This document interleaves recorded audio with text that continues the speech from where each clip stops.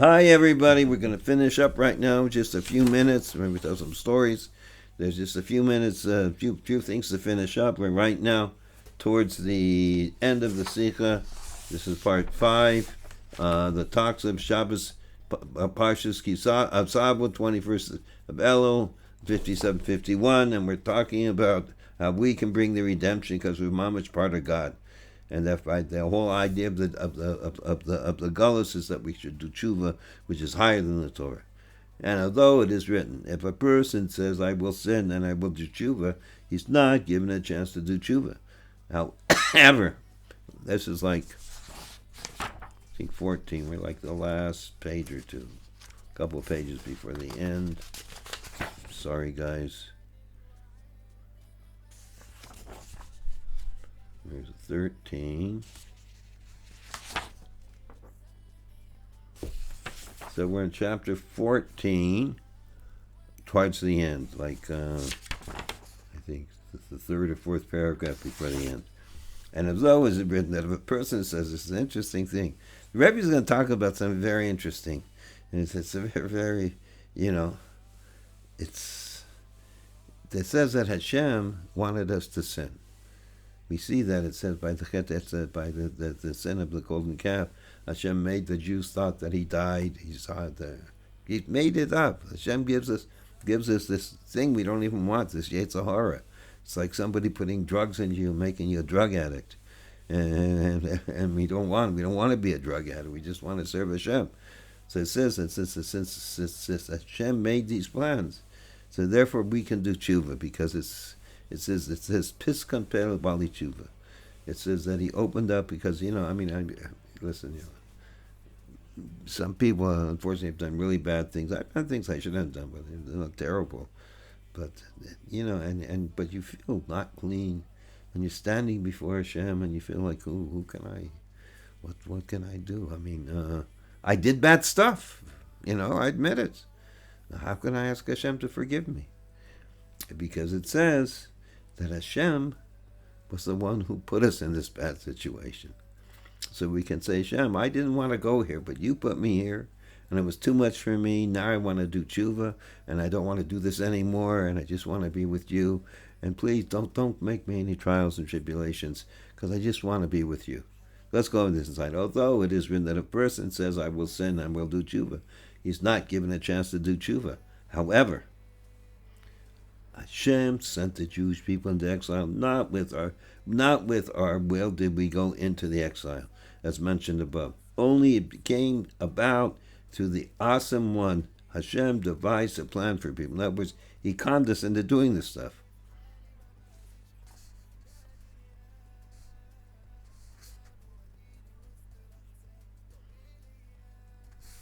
It says over here in the footnote, he puts out the fact that that right after 140, it's the publisher's commentary. The fact that sometimes the evil of the evil inclination overcomes a person, and he commits a sin, is because that from above, the evil inclination was sent to bring him to do this sin. As we say, he sets us up.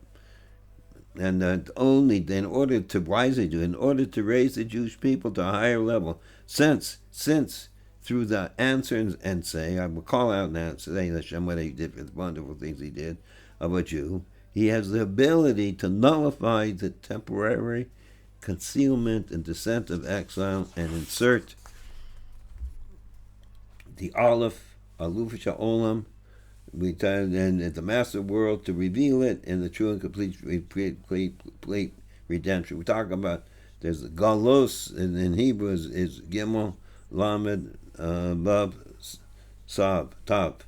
So that's very, very close. Gola, I said Gola is Gimel, Vav, Lamed, Hey, and Geula adds an Aleph. So it says what's the difference between exile and the Geula? Is seeing that Hashem is the revelation of Hashem, the revelation of the Aleph in the world. That's what we're talking about. Aluf Shalom, and may it be the will of Hashem that through the answering and saying of a Jew, that he begs and cries out to Hashem, please have mercy and take the Jewish people out of exile. already, and already bring the true and complete redemption through Moshiach. And we may say that, and may Hashem, and may Hashem will that this should be accomplished. This should accomplish its goal and bring that's crying out to Hashem and bring the redemption literally immediately. And all the Jewish people and every Jew go and say, come to the land that Hashem, your God, gives you as an inheritance, and you should conquer it and settle it, and you should take from it the first fruits of the field, and you should answer and say to him, it should be literally immediately. In other words, that we should Geula right away. This is the end of the shir. I like that there's a story that my mashpia, he's also a Rebbe. I heard from him maybe 20 years ago, a long time ago. He was he was giving a tish in Los Angeles, and some I always remember some. He's a very big Ohev Yisrael, and he told the story. There was like this king, who was his kingdom. He was a very special king. I mean, he was loved by everybody. He was just there to take care of his people, and everybody knew him. He was special. He was royalty, but his whole being was just to help everybody out. So everybody loved him. All his subjects were just so happy to have such a king like this. Just so happy and in love with him. So he used to go to the outer skirts of his kingdomship with at least once a year. He used to go, and he would go with all his entourage, and I don't know how often, but he would go there, and everybody would be the biggest party. The king, the wonderful king is coming, Melech is here, and everybody would come out, he would have his entourage, you'd have everything, and it was like the whole place sparkled. It was like amazing. And there were people so happy to see the king. He gave them so much chayas, and so they were happy. And there happened to be one young teenage boy, a wild boy. He didn't know what he was doing. It was kind of wild. And he saw all of this, and he took a stone and he threw it and hit the king. And the king right here, and a little blood came out. Right away, they took him. They put him in jail. They were just going to hang him right away. No questions asked.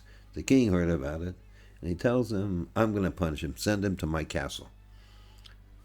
So they take him to the king's castle. The king takes him, and where he's living in his own place, he puts him there, and he's living with the king. And he's just starting to think that, well, the king is something special. I mean, it's a royalty. It's not just, what I did wasn't so nice. And then he starts saying how the king cares about everybody. I mean, you could be a king and not care about, like we see most leaders, they don't care about everybody. That he was caring, and he was just there for the people. And then finally he just broke down and came to the king and said, I'm sorry, I'm really sorry. You're so wonderful and beautiful, so amazing, and I'm sorry what I did. And the king says, your punishment is you finished your punishment.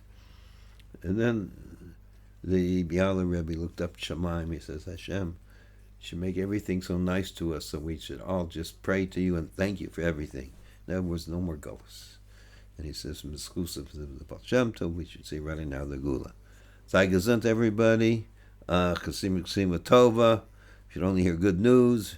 Remember, we have a new app, the Rebbe 770, REBBE 770. It has these classes on it, but a lot of the classes that you're picking up, and we can write into the Rebbe and save people's lives. It takes 2 minutes. It really works. They put in the Rebbe Stender. Also, the Rebbe water, a lot of stories of the miracle water from the Rebbe. People drink it all the time. They feel better. People are sick. So we should we should realize that Hashem has given us everything we need to bring the Geula Shleima. And here we're special people. There's another thing that we're talking about being special, that we're Bikurim, we're the chosen ones. So the Rebbe talks about in another place, this is what I do sometimes when I say Shema. Now, what's it mean to be chosen? It says, the Rebbe says, true free choice is when everything's the same. Everything is exactly the same, and there's no reason to like one or the other, but I want that. I just want that. My wife's daughter, she was like, looking stuff on Amazon, and for some coat in there, like 1,000 coats. And she's looking, and I'm looking what she's showing this, that. They all look the same to me. And she says, I want that one. It wasn't because because there's something free, but two free choices. Hashem wants us. He chose us. Why did he chose us? Because we're part of Hashem. He wants just us. We're his Bikurim. And when you realize that the Yamam is part of God, and you're saying that's the idea of being free choice. That's why we say Hashem chose us. He made beautiful things in the world. But you realize that Hashem chose us. We're it. It brings love and fear on you. You realize, wow. So anyway, Zaygelzund, I've said this story a few times. Hope to hear good news by everybody. Zaygelzund and stark. Remember, Kasim Sim Tova, Savo Shana Umusuka.